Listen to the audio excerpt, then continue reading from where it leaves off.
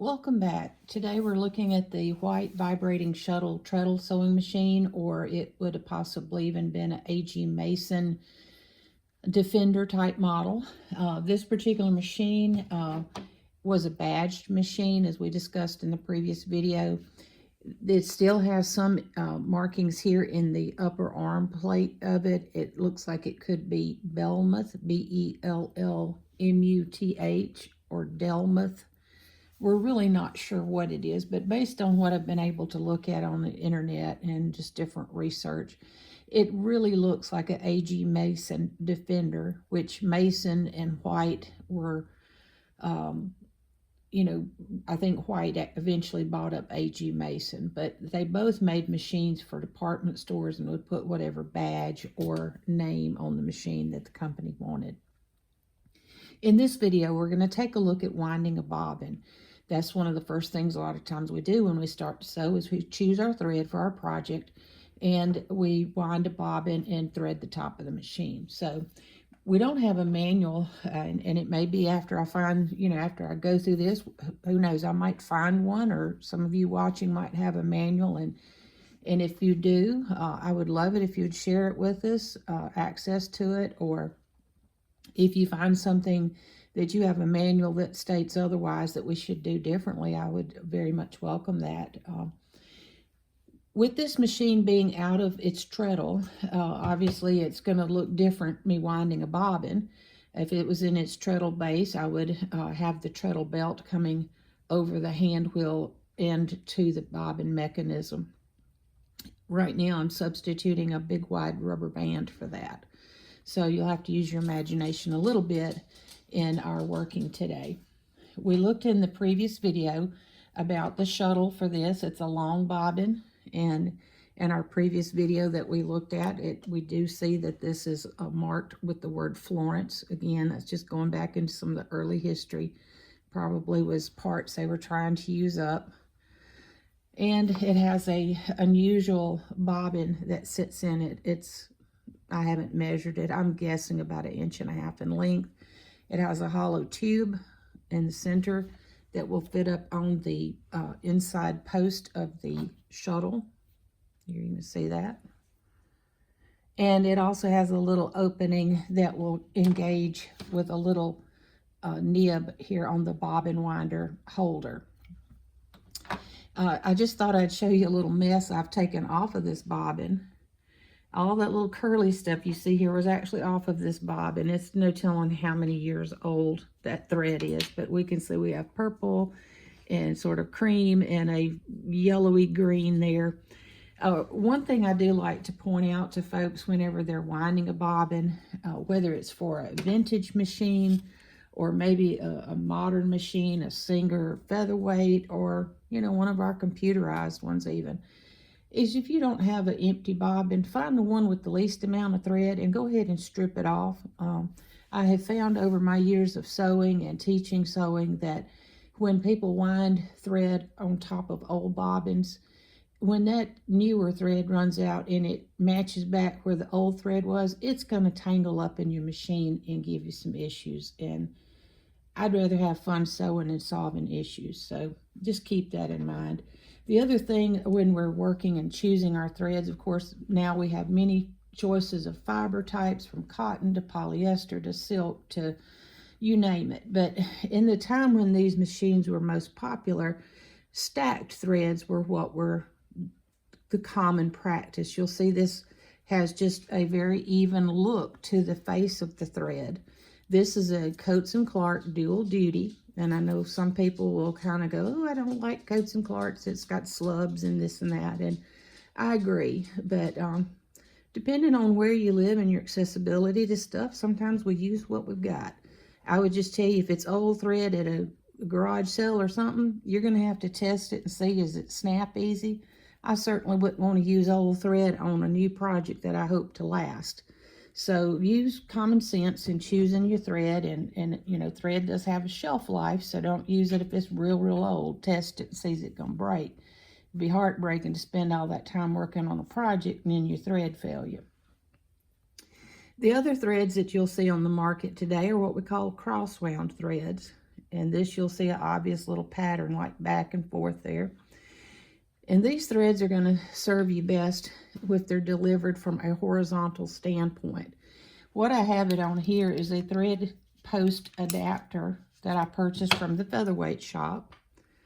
And you'll see it's just a little post. It sits on the spool pin, and you place your thread on and secure it with one of the appropriate spool pin caps that come with it. You don't want it wiggling up on this portion here. So if you choose to use a cross wound thread, please choose a thread post adapter, and then you can place it on your spool pin and follow the bobbin winding or threading instructions that I'm about to show you.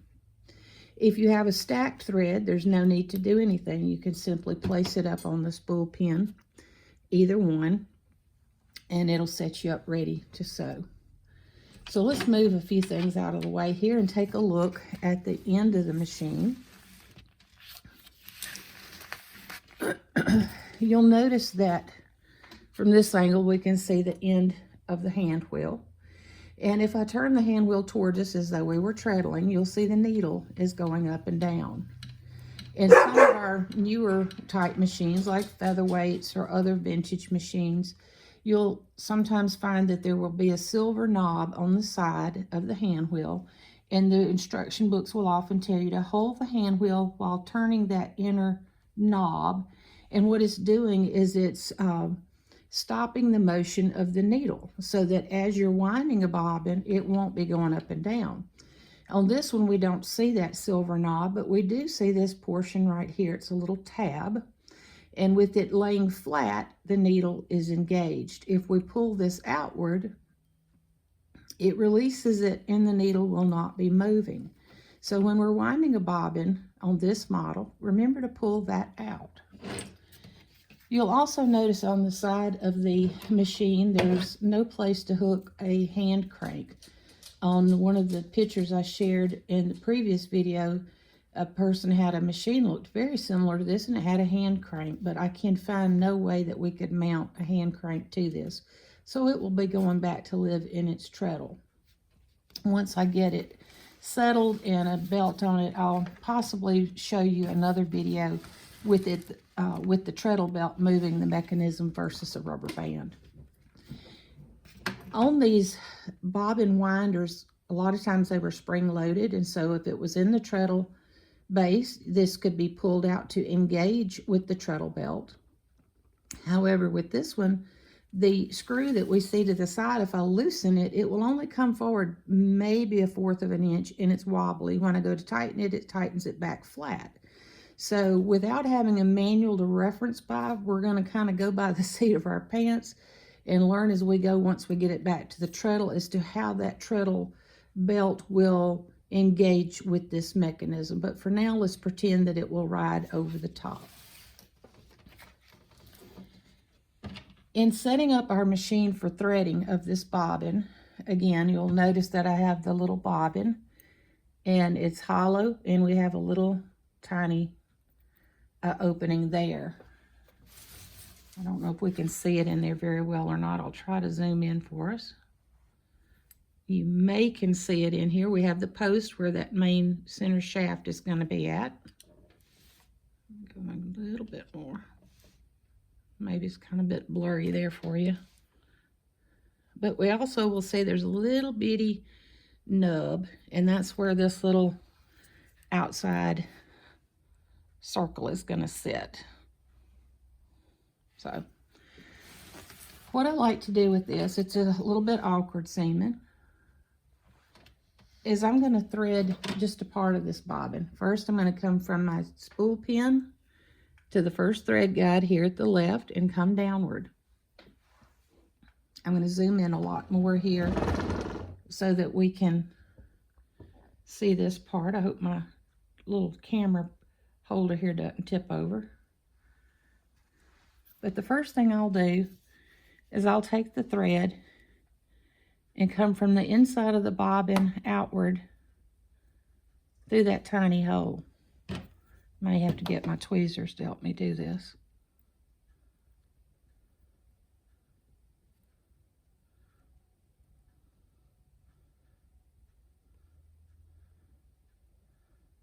Okay, so there we've got it.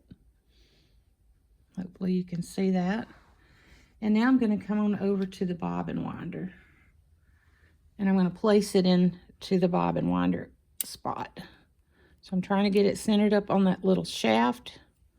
Same thing down here at the other end. And I've just kind of wiggled it a little bit to see that I've really got it set good. Okay. The end that is loose, I'll back out just a little bit. This end that's loose, I'm going to trim it pretty close. Maybe about like that.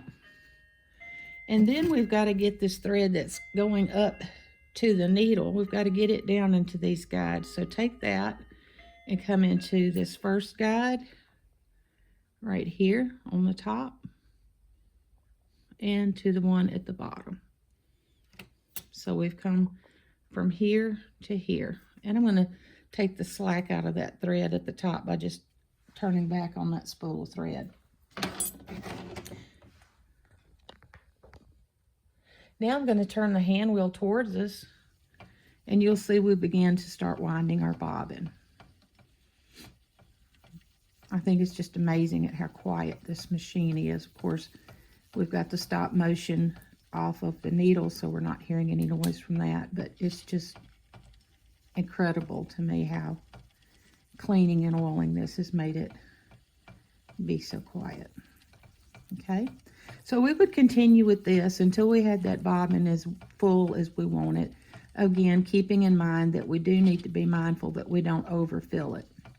If it's too full, it's not going to go into that long shuttle bobbin. It'd be too fat. Same way with our modern machines. So we don't want to get it so fat that it's not going to go down in there. So keep that in mind. I'm going to stop with this. I do have another bobbin wound, so I'm going to cut the thread and just show you we would release it by pulling this knob out and have your little bobbin as you see it here. You see I didn't wind a whole lot of thread on that one. But it's neat. It's nothing hanging out to the end very much there. Here's another one that I wound previously. And it's got a good bit of thread on it so we can play around. And you'll see I have the thread coming off in front of that shaft. I will take the bobbin case and hold the pointy part down. And you'll see inside there we've got that post. We're going to line that up and slip it down onto that post. Pull the thread down to the point. And then come back up. And when we do, now the thread has gone underneath the strap and it's come back up, and you can see it right here. So that's the position that we want it in. Now I'm going to try to scoot over here to this side of the machine so you can see.